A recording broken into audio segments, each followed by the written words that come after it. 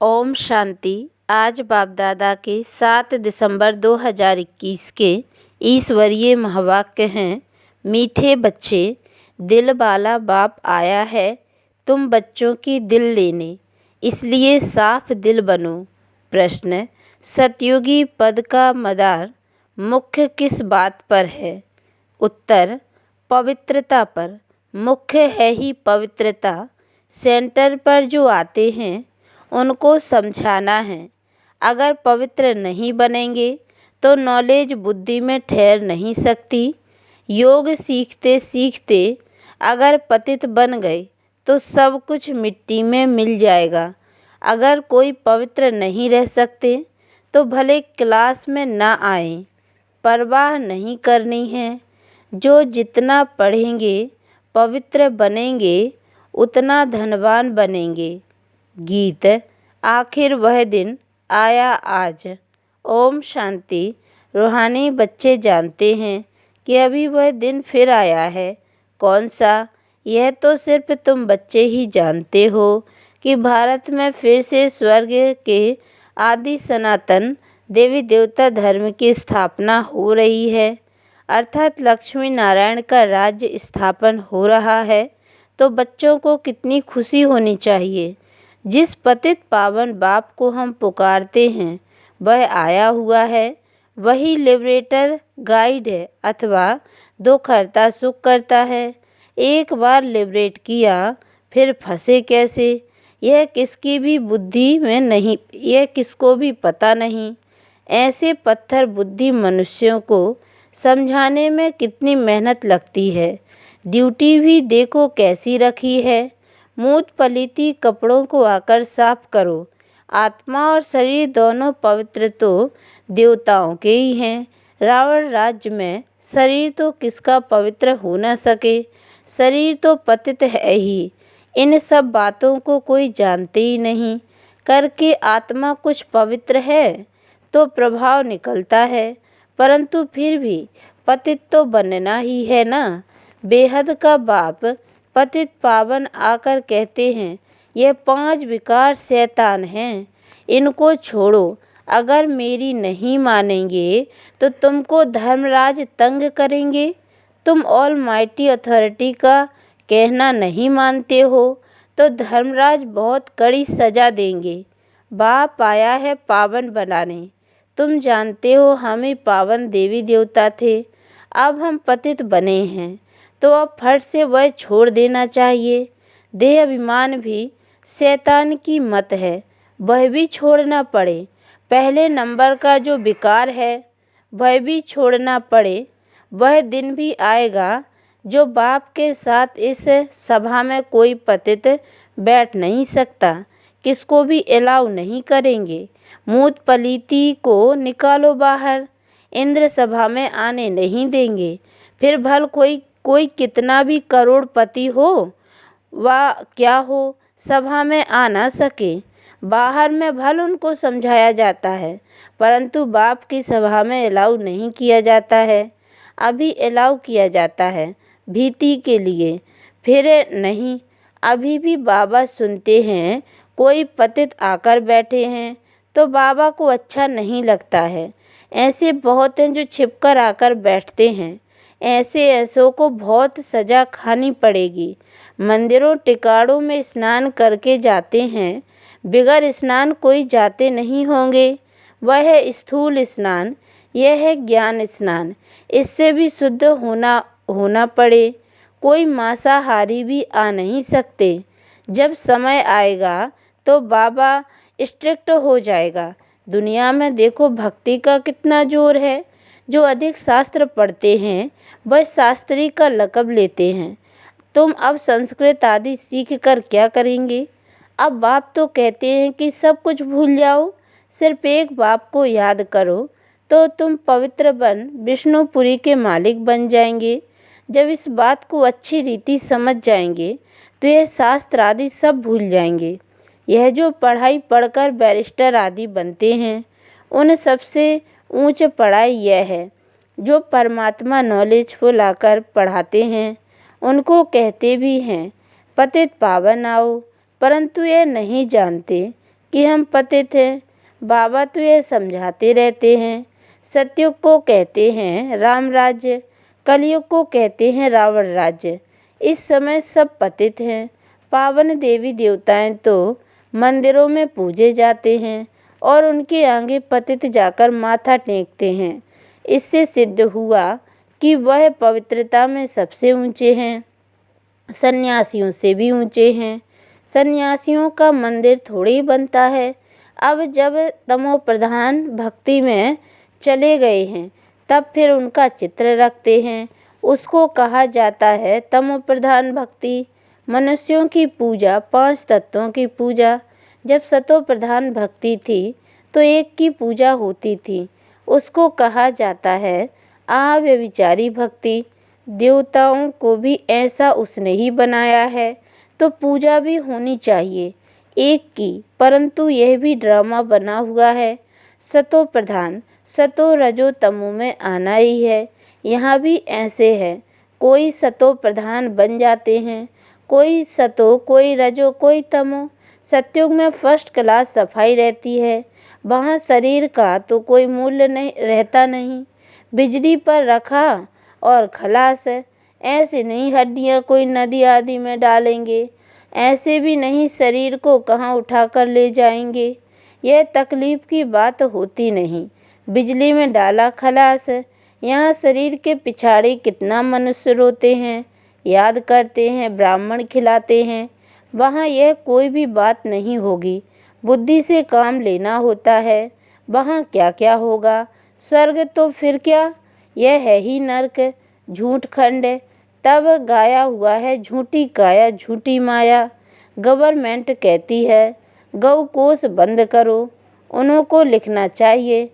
पहला यह कोष है बड़ा भारी, 1-2 पर काम कटारी चलाना। यह कोष बंद करो, यह काम महाशत्रु है। आदि मद्दंत दुख देते हैं, उस पर जीत पहनो। तुम पवित्र बनो तो पवित्र दुनिया के मालिक बनेंगे। वहाँ देवताओं का न्यू ब्लड है, वह कहते हैं बच्चों का न्यू ब्लड है, परंतु यहाँ नया ब्लड कहाँ से आया, यहाँ पुराना ब्लड है। सतयुग में जब नया शरीर मिलेगा तब नया ब्लड भी होगा। यह शरीर भी पुराना तो ब्लड भी पुराना। अब इनको छोड़ना है और पावन बनना है। सो तो बाप के सिवाय कोई बना ना सके।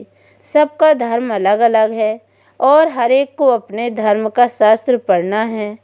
संस्कृत में मुख्य गीता। बाबा कहते हैं मैं संस्कृत थोड़े ही सिखाता हूँ, जो भाषा यह ब्रह्मा जानता है मैं उसमें ही समझाऊँगा। मैं अगर संस्कृत में सुनाऊँ तो यह बच्चे कैसे समझे। यह कोई देवताओं की भाषा नहीं है। कभी कभी बच्चियाँ आकर वहाँ की भाषा बतलाती हैं। यह भाषाएं सीखने से शरीर निर्वाह अर्थ कोई लाख कोई करोड़ कमाते हैं। यहाँ तुम कितनी कमाई कर रहे हो तुम जानते हो। सतयुग में हम महाराजा महारानी बनेंगे। जितना जास्ती पढ़ेंगे उतना जास्ती धनवान बनेंगे। गरीब और साहूकार में फ़र्क तो रहता है ना। सारा मदार है पवित्रता पर। सेंटर पर जो आते हैं उनको समझाना है। अगर पवित्र नहीं बनेंगे तो नॉलेज बुद्धि में ठहरेगी नहीं। 5-7 रोज आकर फिर पतित बने तो नॉलेज खत्म। नॉलेज योग सीखते सीखते अगर पतित बने तो सब कुछ मिट्टी में मिल जाएगा। अगर कोई पवित्र नहीं बन सकता है तो भले ना आओ, परवाह थोड़ी रखनी चाहिए। जन्म जन्मांतर के पापों का बोझा सिर पर है, सो बिगर याद के कैसे उतरेगा। गाया भी हुआ है सेकंड में जीवन मुक्ति। जो बाप कहे सो करना है। सारी दुनिया बुलाती तो है हे पतित पावन आओ। हम पतित हैं परंतु पावन कोई बनते ही नहीं हैं, तो वापस भी कोई जा नहीं सकते। वे लोग ब्रह्म को परमात्मा समझ याद करते हैं। यह ज्ञान ही किसको नहीं तो परमात्मा क्या है। ब्रह्म कोई परमात्मा नहीं है, न ब्रह्म में कोई लीन हो सकता है। फिर भी पुनर्जन्म में तो सबको आना ही है, क्योंकि आत्मा अविनाशी है। वह समझते हैं बुद्ध वापस चला गया, परंतु उसने जो स्थापना की तो जरूर पालना भी करेंगे। नहीं तो पालना तब कौन करेंगे? वह वापस कैसे जा सकते हैं? तुम ऐसे थोड़ी कहते हो कि हम मुक्ति में जाकर बैठ जाएं। तुम जानते हो हम अपना धर्म स्थापन कर रहे हैं, फिर पालना भी करेंगे। वह पावन धर्म था, अब पतित बन पड़े हैं। आएंगे भी वही जो इस धर्म के होंगे। यह कलम लग रहा है, सबसे मीठे ते मीठा झाड़ है यह देवी देवता धर्म का। इसकी स्थापना का कार्य हो रहा है। शास्त्र आदि जो भी बनाए हैं सब भक्ति मार्ग के लिए है। एक बाबा का ही गायन है जो आकर मनुष्य से देवता बनाते हैं। तो ऐसे बनाने वाले बाप को कितना अच्छी रीति याद करना चाहिए। यह भी जानते हैं ड्रामा अनुसार भक्ति मार्ग को भी चलना ही है। वास्तव में सर्व का सद्गति दाता एक है, तो पूजा भी एक की करनी चाहिए। देवी देवता जो सतो प्रधान थे वह 84 जन्म भोग कर तमो प्रधान बने हैं। अब फिर सतो प्रधान बनना है, सो सिवाय बाबा की याद के बन न सके। न किसी में बनाने की ताकत है सिवाय बाप के। याद भी एक को ही करना है, यह है आप व्यभिचारी याद। अनेकों को याद करना, यह है व्यभिचारीपना। सबकी आत्मा जानती है कि शिव हमारा बाबा है, इसलिए सब तरफ जहाँ भी देखो शिव को पूजते हैं। देवी देवताओं के आगे भी शिव को रखा है। वास्तव में देवताएं तो पूजा करते नहीं हैं। गायन भी है, दुख में सिमरन सब करे, सुख में करे न कोई। फिर देवताएं पूजा कैसे करेंगी? वह है रोंग। झूठी महिमा थोड़ी ही दिखानी चाहिए। शिव बाबा को जानते ही कहाँ हैं। जो याद करे तो वह चित्र उठा देना चाहिए। बाकी पूजा करने वाले सिंगल ताज वाले दिखाने चाहिए। साधु संत किसको भी लाइट का ताज नहीं है, इसलिए ब्राह्मणों को भी लाइट का ताज नहीं दिखा सकते हैं। जिनका ज्ञान तरफ पूरा ध्यान होगा वह करेक्शन भी करते रहेंगे। अभूल तो कोई बना नहीं है, भूलें तो होती ही रहती हैं। त्रिमूर्ति का चित्र कितना अच्छा है। यह है बाप, यह दादा। बाबा कहते तुम मुझे याद करो तो यह बन जाएंगे। देही अभिमानी बनना है। आत्मा कहती है मेरा सिवाय एक बाप के और किसी में ममत्व नहीं है। हम यहाँ रहते भी शांति धाम और सुख धाम को याद करते हैं। अभी दुख धाम को छोड़ना है, परंतु जब तक हमारा नया घर तैयार हो जाए तब तक पुराने घर में रहना है।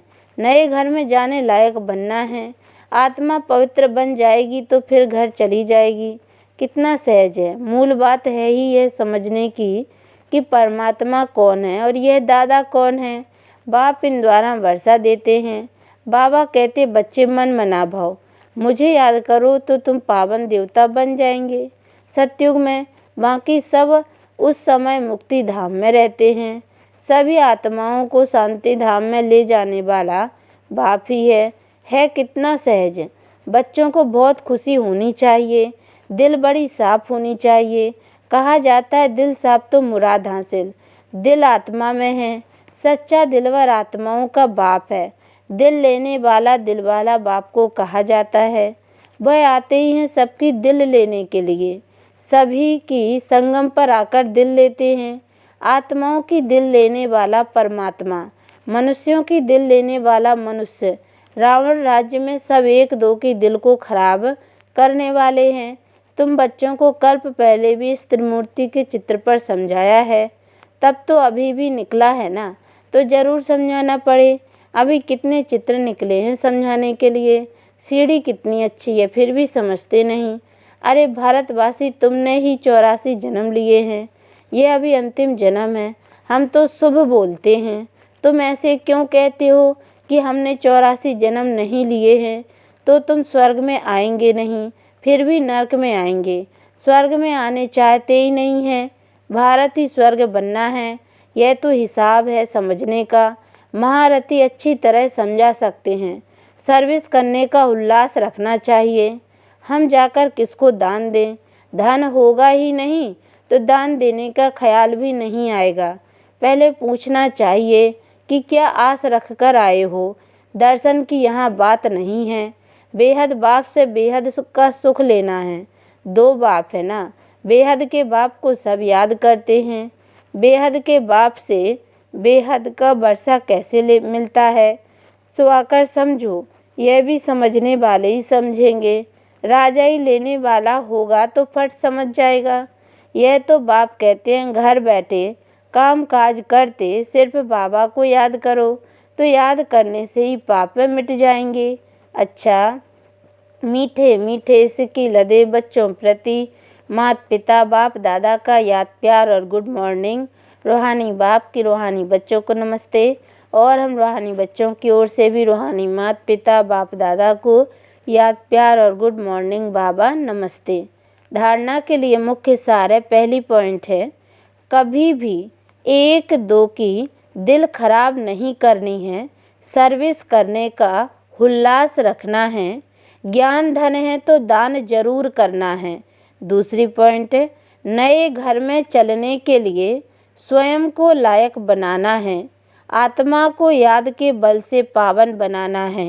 वरदान, स्वस्थिति द्वारा सर्व परिस्थितियों को पार करने वाले निराकारी अलंकारी भव। जो अलंकारी हैं वे कभी देह अहंकारी नहीं बन सकते। निराकारी और अलंकारी रहना, यही है मन मना भव, मध्याजी भव। जब ऐसी स्वस्थिति में सदा स्थित रहते तो सर्व परिस्थितियों को सहज ही पार कर लेते। इससे अनेक पुराने स्वभाव समाप्त हो जाते हैं। स्व में आत्मा का भाव देखने से भाव स्वभाव की बातें समाप्त हो जाती हैं और सामना करने की सर्व शक्तियाँ स्वयं में आ जाती हैं। स्लोगन, संकल्प का एक कदम आपका तो सहयोग के 1000 कदम बाप के। ओम शांति।